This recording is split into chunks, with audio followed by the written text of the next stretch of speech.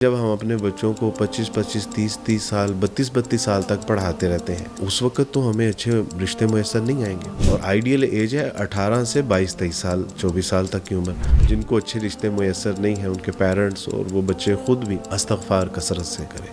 حسن بصری رحمۃ اللہ علیہ کے پاس ایک شخص آئے اور انہوں نے کہا کہ حضرت بہت تنگ دستی ہے. حضرت نے فرمایا کہ استغفار کرو. کہ رسول اللہ صلی اللہ علیہ وسلم فرمایا کہ کیا میں تمہیں جنت کے خزانوں میں سے ایک خزانہ نہ بتاؤں. دیکھو رات کو گڑ گڑا رہا ہے, رو رہا ہے, بل بلا رہا ہے اور مجھ سے مانگ رہا ہے, کیونکہ اسے یقین ہے کہ اس کائنات میں اگر کوئی روکنے والا ہے تو وہ اللہ ہے اور اگر کوئی عطا کرنے والا ہے تو وہ اللہ ہے. جو لوگ دوسری اور تیسری شادی کے خواہش مند ہیں ان کے لیے بھی یہی وظیفہ ہے. میں نے جب سے یہ بتایا کہ میری 2 شادیاں ہیں اس کے بعد کچھ مسائل بھی پیدا ہوئے. اگر تو شادی کرنی ہے تو پھر شادی کریں, پھر بیویوں کے ساتھ اس طرح کا مذاق نہ کریں. 1 کروڑ کے لگ بھگ خواتین ایسی ہیں کہ جن کی عمر 30 سال سے زیادہ ہو چکی ہے اور ان کی ابھی شادیاں نہیں. بالکل. پھر آپ کی 2 شادیاں ہیں, آپ نے وہ بھی مینیج کی ہوئی ہیں.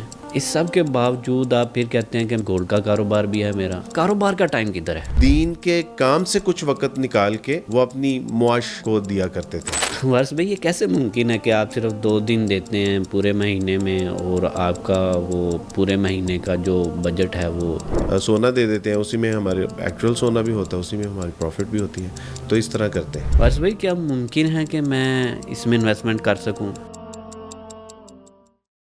عبدالوارث بھائی بہت سارے پیرنٹس کی طرف سے جو ہے نا وہ پیغام موصول ہو رہے ہیں بچوں کے رشتوں کے معاملات کو لے کے. ہم بھی اسی سوسائٹی میں رہتے ہیں, ہمیں بھی گاہے بگاہے یہ چیزیں فیس کرنی پڑ رہی ہیں.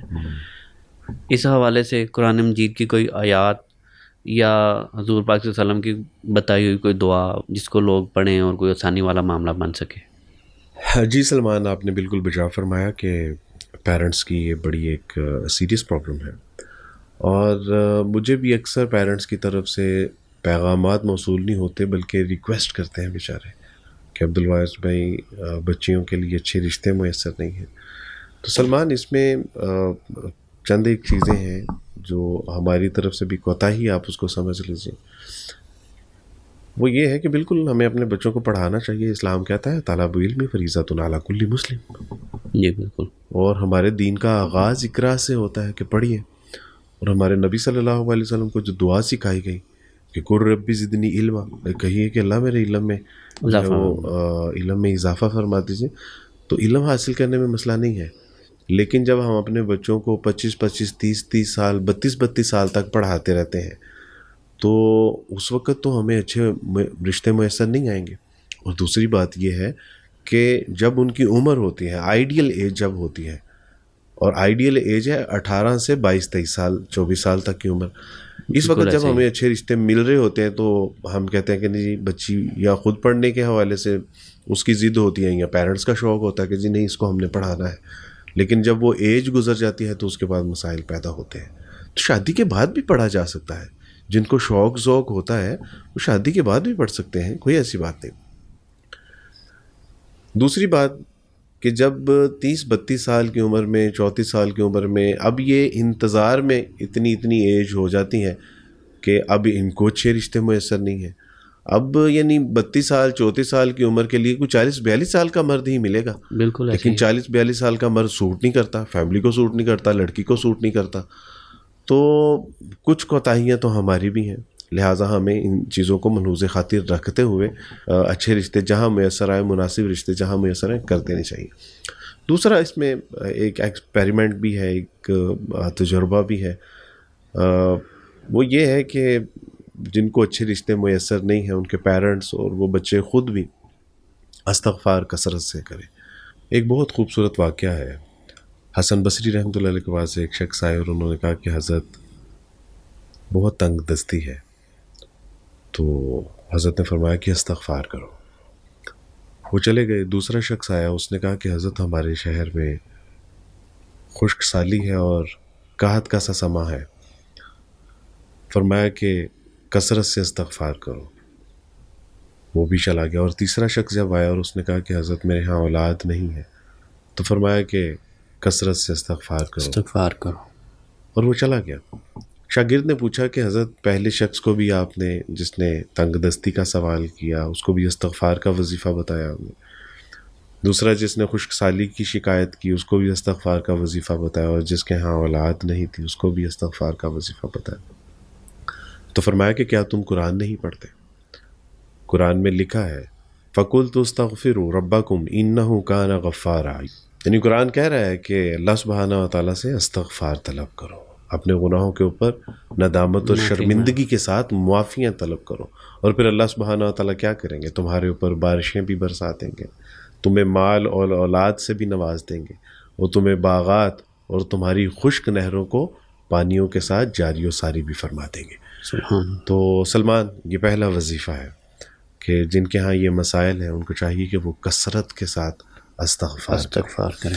یعنی یہ وہ وظیفہ ہے کہ جس کو رسول اللہ صلی اللہ علیہ وسلم بھی ایک مجلس میں آتا ہے کہ آپ علیہ الصلوۃ والسلام 70 بار استغفار کیا کرتے تھے۔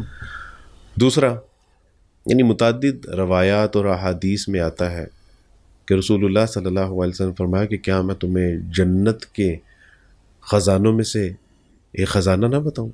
تو صحابہ کرام رضوان اللہ اجمعین اکثر فرماتے ہیں کہ جی اللہ کے رسول صلی اللہ علیہ وسلم کیوں نہیں۔ تو آپ علیہ الصلوۃ والسلام نے ان کو یہ وظیفہ بتایا، لا حول ولا قوت الا باللہ، ان کو کثرت سے پڑھو، لا حول ولا قوت الا باللہ۔ آپ علیہ السلام نے فرمایا کہ یہ جنت کے خزانوں میں سے ایک خزانہ ہے، اور نہ صرف یہ بلکہ جو تمہاری مراد ہے، جو تمہاری منت ہے، جو تمہاری منشا ہے، جو تمہاری خواہش ہے، وہ تو اس سے پوری ہوگی ہی۔ اس کے علاوہ اللہ سبحانہ و تعالیٰ تیرے 100 مسائل کا حل بھی، یہاں تک کہ انسان کے اتنے مسائل ہوتے نہیں ہیں، لیکن یعنی نبی علیہ الصلوۃ والسلام کے بتائے ہوئے وظیفوں سے پتہ چلتا ہے کہ اللہ سبحانہ و تعالیٰ 100 مسئلے بھی ہوں گے تو تیرے ان مسائل کا حل جو ہے وہ اللہ اس لا حول ولا قوت الا باللہ کے وظیفے سے۔ اور آپ دیکھیں اس کے الفاظ کتنے خوبصورت ہیں کہ اللہ سبحانہ و تعالیٰ گناہوں سے بچنے کی توفیق بھی آپ کے یہاں سے میسر آتی ہے، اور نیکیاں بجا لانے کی توفیق بھی آپ کے یہاں سے ہی میسر آتی ہے۔ تو یہ دوسرا وظیفہ۔ پہلا وظیفہ کیا بتایا؟ استغفر اللہ، یعنی کثرت کے ساتھ استغفار کی جائے۔ دوسرا وظیفہ لا حول ولا قوت الا باللہ۔ اور تیسری ایک دعا ہے سلمان، وہ دعا رسول اللہ صلی اللہ علیہ وسلم نے حضرت ام سلمہ رضی اللہ تعالی عنہا کو یہ دعا سکھائی تھی، اور جب ان کے شوہر کا انتقال ہو گیا، وہ انتقال کے بعد اس دعا کو پڑھتی تھی، اور دعا کے الفاظ کیا ہیں؟ انا للہ و انا الیہ راجعون، اللہم اجرنی فی مصیبتی واخلف لی خیرا منہا۔ اللہ سبحانہ و تعالیٰ، یقیناً ہم سب آپ کی طرف سے ہیں اور آپ کی ہی طرف ہم سب لوٹا دیے جائیں گے۔ اللہ سبحانہ و تعالیٰ مجھے اس مصیبت میں صبر عطا فرمائیے، اور اللہ سبحانہ و تعالیٰ مجھے اس سے بہتر، یعنی جو نعمت میرے پاس تھی چھن گئی ہے یا نہیں ہے، اللہ سبحانہ و تعالیٰ اس کی جو ہے وہ اس کا ایک نعم البدل عطا فرماتے تھے۔ ام سلمہ رضی اللہ تعالیٰ عنہ فرماتی تھی کہ میرے شوہر تو اتنے اچھے تھے، میں سوچتی تھی کہ ان سے اچھا شوہر کیا ملے گا۔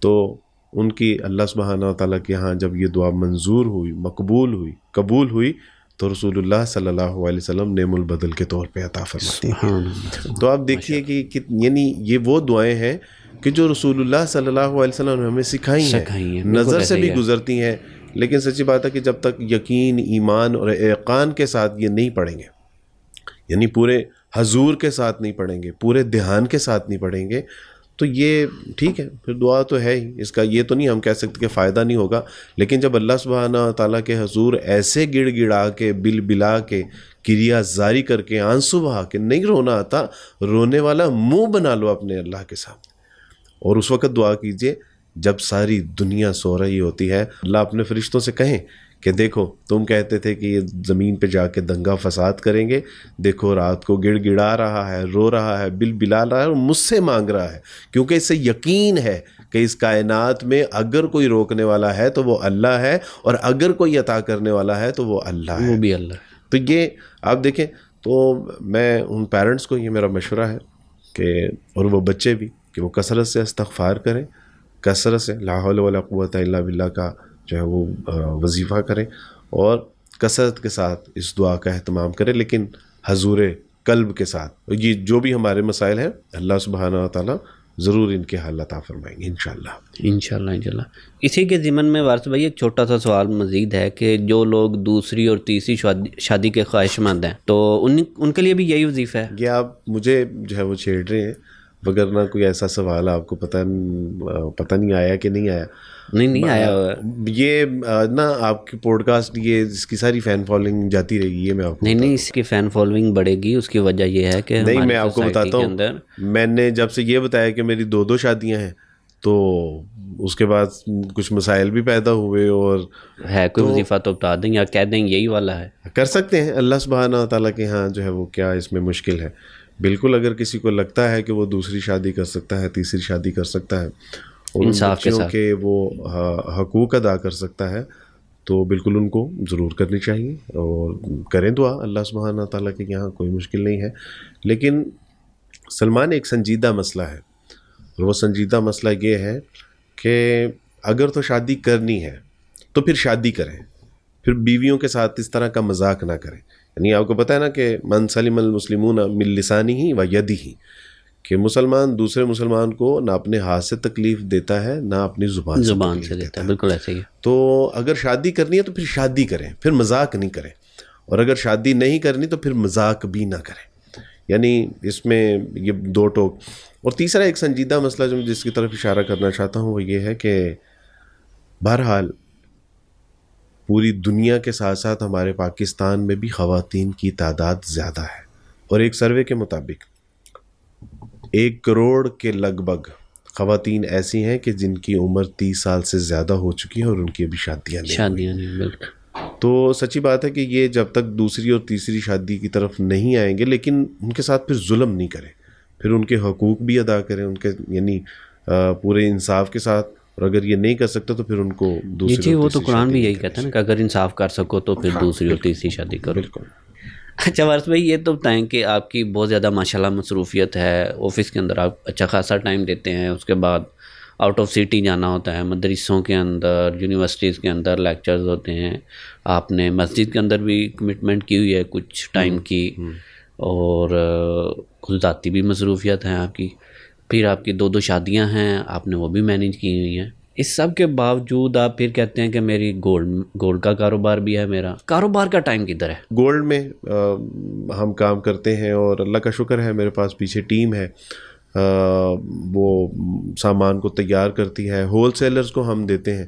اور مہینے میں صرف میں نے 2 دن جو ہے وہ وزٹ کرنا ہوتا ہے رنگ محل میں، اور اس کے علاوہ الحمدللہ سارا آن لائن میں اس کو مانیٹر کرتا ہوں. اعتماد والے ساتھی ہیں جو سارا ماشاءاللہ یہ کام کرتے ہیں. آپ اگر صحابہ کی زندگیاں پڑھیں گے، دین کے کام سے کچھ وقت نکال کے وہ اپنی معاش کو دیا کرتے تھے. لیکن ایسا نہیں تھا کہ وہ اپنی یعنی دنیا سے کچھ ٹائم نکال کے، دنیا سے وقت نکال کے کچھ دین کا کام کر لیں. پریورٹی ان کا دین تھا، تو دین سے کچھ وقت نکال کے وہ یا آپ سمجھ لیں کہ اسی کے ساتھ ساتھ اگر شہروں کی اپنا کوئی تجارت کی غرض سے جا رہے ہیں تو ساتھ ساتھ ماشاءاللہ دعوت و تبلیغ کا بھی کام ہو رہا ہے. تو میں سمجھتا ہوں یہ ہو سکتا ہے. وارث بھائی یہ کیسے ممکن ہے کہ آپ صرف 2 دن دیتے ہیں پورے مہینے میں، اور آپ کا وہ پورے مہینے کا جو بجٹ ہے وہ؟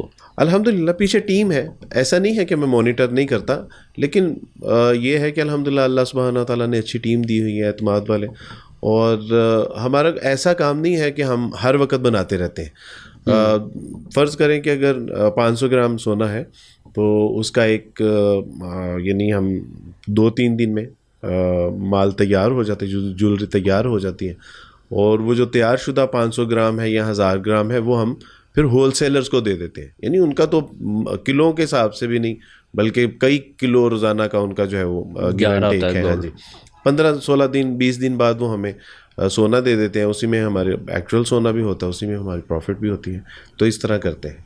وارث بھائی کیا ممکن ہے کہ میں اس میں انویسٹمنٹ کر سکوں؟ مجھے جانا نہ پڑے. یعنی ہر کسی کی ہم انویسٹمنٹ نہیں لیتے. اپنے دوست، اپنے قریبی جو احباب ہیں ان کی انویسٹمنٹ بالکل آپ کر سکتے ہیں. فرض کریں کہ آپ اگر اس کو 1 سال کے لیے 5 تولہ سونا دیتے ہیں تو ہم اپروکسیمیٹلی آپ کو 1 سال بعد 6 تولہ سونا دے دیں گے. اس سے زیادہ ہی ہوتا ہے یہ میں نے اندازاً بتایا آپ کو. اور اگر آپ 6 مہینے کے لیے دیتے ہیں, یہ ہے کہ اس انویسٹمنٹ آپ کی کیش ہے, ایک تو سونا بڑھتا رہتا ہے, اور دوسرا یہ ہے کہ آپ کا کیش سیکیور ہوتا ہے. جب آپ کو چاہیے آپ جو ہے وہ 10-12 دن کے نوٹس پہ اپنا وہ سونا بھی نکلوا سکتے ہیں. تو بالکل آپ کر سکتے ہیں, کیوں نہیں کر سکتے. اس میں یہ 1 سال کے بعد 1 تولے کا آلموسٹ بڑھنا, یہ کم ریشو نہیں ہے؟ اصل میں یہ بہت کم پروفٹ ہے. اس کی بنیادی وجہ یہ ہے کہ ہم ہول سیلرز کے ساتھ کام کرتے ہیں. ہم ریٹیل میں تو 1 تولے پہ 2-3 گرام بھی جو ہے وہ دکاندار کماتے ہیں. ہول سیل پہ مارجن کم ہو جاتا ہے. ہاں جی, لیکن ہول سیلر کا جو ہے نا وہ یعنی اس میں جو سب سے بڑا فائدہ ہے وہ یہ ہے کہ آپ کے پیسے سیکیور ہیں, یعنی آپ کا سونا سیکیور ہے. پھر سونا وقتاً فوقتاً بڑھ بھی رہا ہے. بالکل. اور پھر یہ ہے کہ آپ کو جب چاہیے آپ اس میں سے, یعنی 5 سال یا 4 سال یا سال کی انویسٹمنٹ نہیں ہے, آپ جب چاہیں اس کو نکلوا سکتے ہیں. اور میرا خیال ہے یہ ان لوگوں کو انویسٹمنٹ کرنی چاہیے کہ جن کے گھروں میں سونا پڑا ہوا ہے, وہ اس میں انویسٹ کریں. سال بعد زکوٰۃ بھی تو دینی ہوتی ہے نا, تو وہ اس میں انویسٹ کریں. اور اگر کسی کا 5 تولے سونا ہے اور 1 سال کے بعد اس کو 6 تولہ سونا مل جاتا ہے.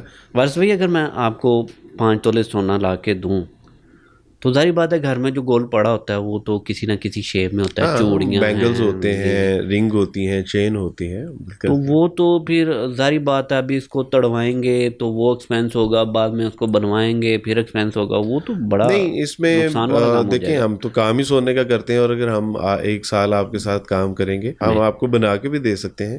اور مزدوری بڑی مائنر سی ہوتی ہے, یہ نہیں 1 تولے کے اوپر 400-500 ملی جو ہے وہ ٹوٹل خرچہ ہوتا ہے. اور یہ دکانداروں کے پاس آپ جائیں گے تو وہ 1 گرام پالش بھی لے لیں گے, مزدوری بھی لے لیں گے, اس کے بعد کارٹ بھی لے لیں گے, پتہ نہیں کیا کیا وہ کرتے ہیں. تو آپ ہمیں جس فارم میں دیں گے, فرض کریں کہ آپ کہتے ہیں کہ سال بعد میں نے لیٹسٹ ڈیزائن بنوایا, تو ہم آپ کو لیٹسٹ ڈیزائن بنوا دیں گے. ہاں, مزدوری لیں گے ہم آپ سے. ہاں, یہ بھی اچھا ہے کہ اس میں لیٹسٹ ڈیزائن جو ہے نا وہ آ جائے گا. جزاکم اللہ خیر وارث بھائی. پوڈ کاسٹ تو کسی اور چیز کا تھا, لیکن وہ 2 شادیوں والا ٹاپک چلا اور چلتے چلتے اس سے ایک بزنس آئیڈیا بھی آ گیا. تو اس میں یہ ہے کہ یہ انویسٹمنٹ کی آپشن اوپن ہے ہر بندے کے لیے؟ نہیں, یہ ہر بندے کے لیے نہیں ہے, بس قریبی اور اعتماد والے ساتھیوں کے ساتھ ہی میں کرتا ہوں. کافی رسکی ہے نا کام. رسکی بھی ہے, اور شاید میرا خیال ہے مجھے اتنی ضرورت بھی نہیں ہے کہ میں لوگوں کے پیسے, ظاہر ہے کہ ایک رسپانسبلٹی تو ہے, بالکل وہ رسپانس میں ذمہ داری ہے. تو اس لیے بس جو قریبی ساتھی ہوتے ہیں اور جن کے گھروں میں سونا پڑا ہوا ہے, میں انہیں کو پریفر کرتا ہوں. اور اگر کسی نے کوئی کاروبار کیا ہوا ہے, اس میں اس کے پیسے ہیں, تو اس کو پیسے نکال کے, کیونکہ اس میں پروفٹ ریشو یہ بہت کم ہے لیکن سیکیور ہے, الحمدللہ سیکیور ہے. بہت شکریہ وارث بھائی, جزاکم اللہ خیر. بارک اللہ, اللہ آپ سے راضی ہوں, جزاک اللہ خیر. آپ نے بہرحال یہ ٹاپک چھیڑ کے اب دیکھیں اس کا نتیجہ کیا نکلتا ہے. بارک اللہ فیکم. جزاک اللہ. السلام علیکم ورحمۃ اللہ. وعلیکم السلام ورحمۃ اللہ وبرکاتہ.